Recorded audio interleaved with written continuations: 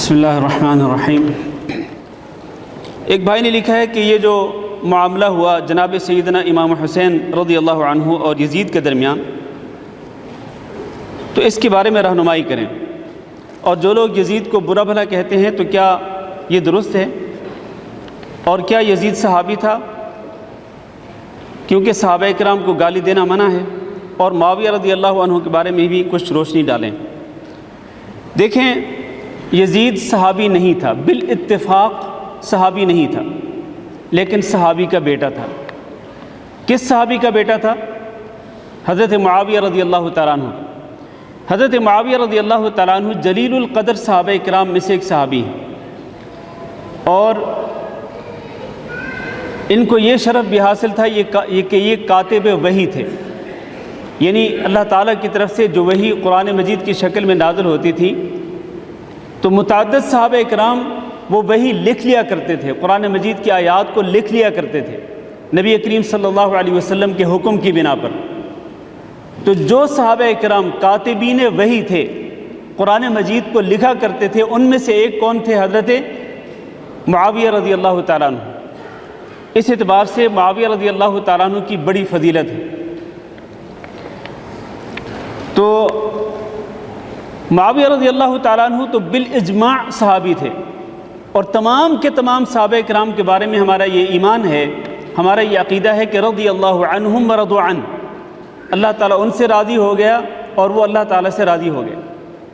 اگرچہ ان میں سے بعض صحابہ کرام سے بعض اجتہادی غلطیاں بھی ہوئیں، کیوں؟ اس لیے کہ یہ صحابہ کرام ایک اعلیٰ مرتبہ پانے کے باوجود انبیاء کرام علیہم السلام کی طرح معصوم عن الخطا نہیں تھے، تو ان سے بعض غلطیاں بھی ہوئیں، لیکن اللہ رب العزت نے ان کے بارے میں فرمایا کہ وَلَقَدْ عَفَى اللَّهُ عَنْهُمْ، اللہ تعالیٰ نے ان سے درگزر فرما دیا، اللہ رب العزت نے ان کو معاف کر دیا۔ جب اللہ رب العزت نے ان کی عام مغفرت کا اعلان کر دیا، ان کی بعض اجتہادی غلطیوں پر اللہ نے ان کو درگزر کر دیا، تو پھر آج کسی بھی شخص کے لیے جائز نہیں ہے کہ وہ ان صحابہ کرام میں سے کسی صحابی کی کسی غلطی کو لوگوں کے سامنے بیان کرے، اور لوگوں کے سامنے صحابہ کرام کی بعض اجتہادی غلطیوں کی نشر و اشاعت کرے، اور صحابہ کرام کو ہدف تنقید بنائے، صحابہ کرام کو طعن و تشنیع کا نشانہ بنائے، یہ قطعاً درست نہیں ہے۔ ایک تو صحابہ کرام کے بارے میں یہ عقیدہ بالکل واضح ہونا چاہیے۔ دوسری بات یہ ہے کہ جہاں تک یزید کا تعلق ہے، تو یزید جس طرح میں نے پہلے کہا بالاجماع صحابی نہیں تھا، لیکن یہ کیا تھا؟ تابعی تھا۔ یہ کیا تھا؟ تابعی تھا۔ لہذا جب ہم تابعی کہتے ہیں تو پھر ہمارے ذہنوں میں یہ حدیث بھی رہنی چاہیے کہ نبی کریم صلی اللہ علیہ وسلم نے ارشاد فرمایا کہ خیر الناس قرنی ثم الذین یلونہم ثم الذین یلونہم، بہترین لوگ وہ ہیں جو میری صدی کے ہیں، پھر وہ جو ان کے بعد آئیں گے، پھر وہ جو ان کے بعد آئیں گے۔ لہذا اس حدیث کے تحت نبی کریم صلی اللہ علیہ وسلم نے صحابہ کرام کو، اور پھر ان کے بعد تابعین کو، اور ان کے بعد تبع تابعین کو اس امت کے سب سے بہترین لوگ قرار دیا ہے۔ اس پر بھی کسی کا اختلاف نہیں ہونا چاہیے، یہ نبی صلی اللہ علیہ وسلم کا فرمان ہے۔ لہذا یزید جو ہیں یہ تابعین میں شمار ہوتے ہیں۔ ان کو لعنت کا نشانہ بنانا، یعنی یزید پر لعنت بھیجنا، یا ان کو برا بھلا کہنا، ان کو گالی گلوچ کرنا، یہ قطعاً درست نہیں ہے۔ ایک تو اس لیے کہ یہ تابعین میں سے ہیں، اور تابعین جو ہیں یہ اس امت کے بہترین لوگوں میں سے ہیں صحابہ کرام کے بعد، لہذا ان کو برا بھلا کہنا قطعاً درست نہیں، ان کو طعن و تشنیع کرنا، ان پہ لعنت بھیجنا، گالی گلوچ کرنا، یہ قطعاً جائز نہیں ہے۔ اس کی دوسری وجہ یہ ہے کہ یزید اس لشکر کا امیر تھا جس لشکر کے بارے میں نبی کریم صلی اللہ علیہ وسلم نے یہ ارشاد فرمایا تھا کہ سب سے پہلا لشکر جو قسطنطنیہ پہ حملہ آور ہوگا، یہ قسطنطنیہ وہ ہے جس کو آج کل ترکی میں استنبول کہا جاتا ہے۔ تو نبی کریم صلی اللہ علیہ وسلم نے فرمایا کہ جو سب سے پہلا لشکر قسطنطنیہ پہ حملہ آور ہوگا، مغفور لہم، اللہ تعالیٰ ان کی مغفرت کر دے گا۔ اور سب سے پہلا لشکر جو قسطنطنیہ پہ حملہ آور ہوا وہ معاویہ رضی اللہ تعالیٰ عنہ کے دور میں، معاویہ رضی اللہ تعالیٰ عنہ کے دور خلافت میں یہ لشکر روانہ ہوا، اور معاویہ رضی اللہ تعالیٰ عنہ نے اس لشکر کا امیر اپنے بیٹے یزید کو بنایا تھا۔ لہٰذا اس حدیث کے تحت بھی ہم یزید کو قطعاً لعنت کا یا طعن و تشنیع کا نشانہ نہیں بنا سکتے، کیونکہ نبی صلی اللہ علیہ وسلم نے اس جیش کی تعریف فرمائی ہے اور اس کے لیے مغفرت کا آپ صلی اللہ علیہ وسلم نے اعلان فرمایا۔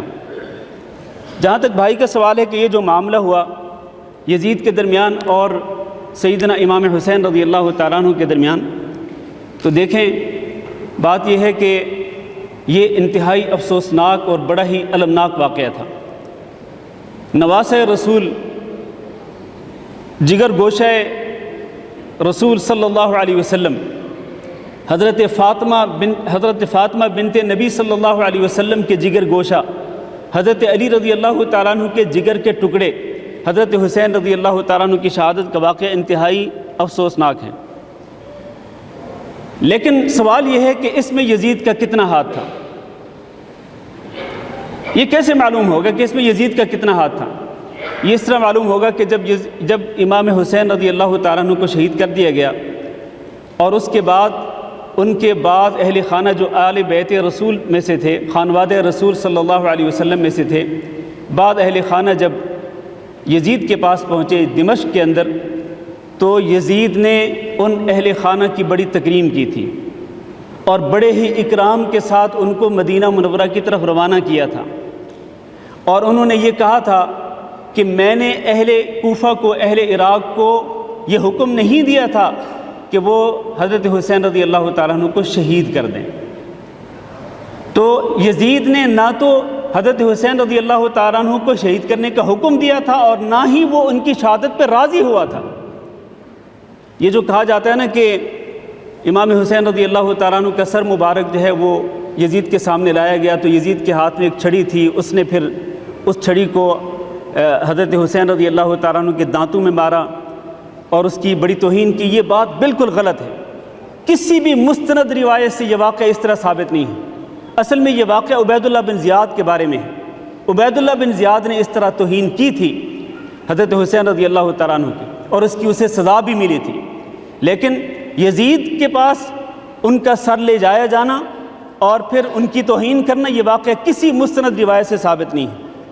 المہم یہ ہے میرے عزیز بھائیوں، یزید شہادت حسین رضی اللہ تعالیٰ عنہ کا ذمہ دار نہیں تھا۔ ہاں، امام ابن تیمیہ رحمہ اللہ نے اس حد تک ذکر کیا ہے کہ یزید پر اس شہادت کی ذمہ داری اس حد تک ڈالی جا سکتی ہے کہ یزید نے قاتلان حسین رضی اللہ تعالیٰ عنہ کو سزا نہیں دی تھی۔ سزا کیونکہ وہ خلیفہ تھا، وہ تو خلیفہ کی حیثیت سے ان پر واجب تھا کہ وہ سیدنا حسین رضی اللہ تعالیٰ عنہ کے قاتلوں کو سزا دیتا، لیکن اس نے سزا نہیں دی۔ اس حد تک وہ اس کا ذمہ دار تھا، ورنہ اس نے نہ حضرت حسین کو قتل کرنے کا یا شہید کرنے کا حکم دیا تھا، اور نہ ہی وہ اس کی شہادت پر راضی تھا۔ واللہ اعلم۔ اور مسلمان جو ہیں ان کے مختلف گروہ ہیں یزید کے بارے میں، کئی لوگ اس کو کافر تک کہہ دیتے ہیں، کئی لوگ اس پر لعنت بھیجتے ہیں، اور کئی لوگ اس کی تعریف میں افراد کرتے ہیں اور اس کے لیے دعائیں کرتے ہیں، جبکہ اس کے بارے میں جو متوسط یا معتدل موقف ہے، جیسا کہ امام ذہبی رحمہ اللہ نے کہا کہ لا نحبہ ولا نسبہ، کہ نہ ہم اس سے محبت کرتے ہیں اور نہ ہم اس کو گالی گلوچ کرتے ہیں۔ تو یہ مختصر طور پر یزید کے بارے میں موقف ہے اہل علم کا، واللہ اعلم۔ وصلی اللہ وسلم علی نبینا محمد وعلی آلہ واصحابہ اجمعین۔